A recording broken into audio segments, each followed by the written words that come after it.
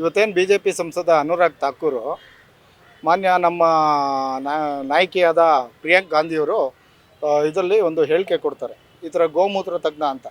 ತಪ್ಪೇನದರಲ್ಲಿ? ಇವ್ರನ್ನ ಈಗ ಅಡ್ವೈಸರ್ಗೆ ಅಪಾಯಿಂಟ್ ಮಾಡ್ಕೊಂಡಿದ್ದಾರೆ ಮೋದಿಯವರು ಎಜುಕೇಷನ್ ಸಿಸ್ಟಮ್ಗೆ.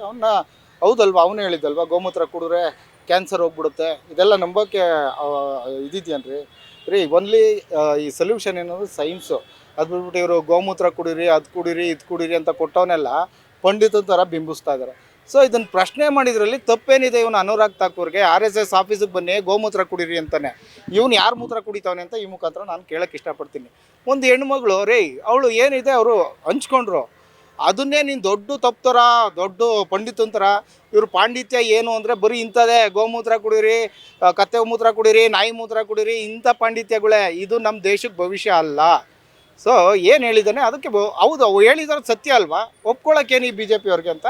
ಸೊ ಅವನ ವಿರುದ್ಧ ನಾವು ಇವತ್ತು ಪ್ರೊಟೆಸ್ಟ್ ಆಗಿದೆ. ಸರ್, ಮೊದಲಿಗೆ ಹೇಳ್ತೀನಿ, ಅವ್ರ ಸಿದ್ಧಾಂತನೇ ವಿಫಲ. BJP ಸಿದ್ಧಾಂತ ಇದೆಯಲ್ಲ ಅದೇ ವಿಫಲ. ಈಗಿನ ಯುವಕರಿಗೆ ಆ BJP ಸಿದ್ಧಾಂತದಿಂದ ಒಂದೊತ್ತು ಊಟನೂ ಸಿಗಲ್ಲ, ನೀರು ಸಿಗಲ್ಲ, ಬರ್ಬಾತಾಗಿ ಹೋಗ್ತಾರೆ. ಅವ್ರ ಸಿದ್ಧಾಂತ ನಂಬ್ಕೊಂಡು ಏನಾದ್ರು ಹೋದರೆ, ಇವತ್ತು ನೋಡಿದ್ದೀವಿ ನಾವು ಕರಾವಳಿ ಭಾಗದಲ್ಲೆಲ್ಲ ಪಾಪ ಜನ ನಮ್ಮದವರು ಯಾವ ರೀತಿ ಮನೆ ಮಠ ಬಿಟ್ಟು ಬೀದಿ ಪಾಲಾಗಿದ್ದಾರೆ ಅಂತ. ಸೊ ಇನ್ನೂ ಎಲ್ಲಿಗೆ ತಗೊಂಡೋಗ್ತಾರೆ ಇವ್ರ ಸಿದ್ಧಾಂತ? ಏನು ಹೋಗಲಿ, ಆ ಸಿದ್ಧಾಂತದಿಂದ ಏನು ಉಪಯೋಗ ಆಗ್ತಾಯಿದೆ ಹೇಳಿ? ₹1 ಉಪಯೋಗ ಇಲ್ಲ. ಅದೇ ಏನೋ ಒಂದು ಕೂಗಾಟ ಹಾರಾಟ ಮಾಡೋಕ್ಕೆ, ಈ ಮುಸಲ್ಮಾನರ ಮೇಲೆ ಮಾಡೋಕ್ಕೆ ಆ ಸಿದ್ಧಾಂತ ಅಷ್ಟೇ ಹೊರತು ಅದರಿಂದ ದೇಶದ ಅಭಿವೃದ್ಧಿಗೆ ಯಾವುದೇ ರೀತಿ ಉಪಯೋಗ ಇಲ್ಲ. ಆ CT ರವಿ ಅನ್ನೋರ ಮೇಲೆ ಮೊದಲನೇ ಬಾರಿ ಅಲ್ಲ ಸರ್, ಭಾಳ ಬಾರಿ ಲಾಸ್ಟ್ ಟೈಮು ನಿಮಗೆ ಸ್ಟೇಟ್ಮೆಂಟ್ ಕೊಟ್ಟಿದ್ದೀವಿ ನಾವು. ಒಂದು ಟೈಮ್ 2 ಟೈಮ್ ಅಲ್ಲ ನೋಡಿ. ಮೊನ್ನೆ ಪೊಲೀಸರು ಬಂಧನ ಮಾಡೋಕ್ಕೆ ಹೋದರೆ ಯಾವ ರೀತಿ ನಡ್ಕೊಂಡ ಪೊಲೀಸರ ಮುಂದೆ ಅಲ್ಲ, ಇವನೊಬ್ಬ ಪ್ರತಿನಿಧಿಯಾಗಿ ಇವನೇ ಈ ರೀತಿ ನಡ್ಕೊಂಡ್ರೆ ಇನ್ನು ಜನಸಾಮಾನ್ಯರಿಗೆ ಏನು ಸಂದೇಶ ಕೊಡ್ತಾ ಇದ್ದಾರೆ? ಇವತ್ತು ಚಿಕ್ಕಮಂಗ್ಳೂರು ರೆಪ್ರೆಸೆಂಟ್ ಮಾಡ್ತಾ ಇದ್ದಾರೆ.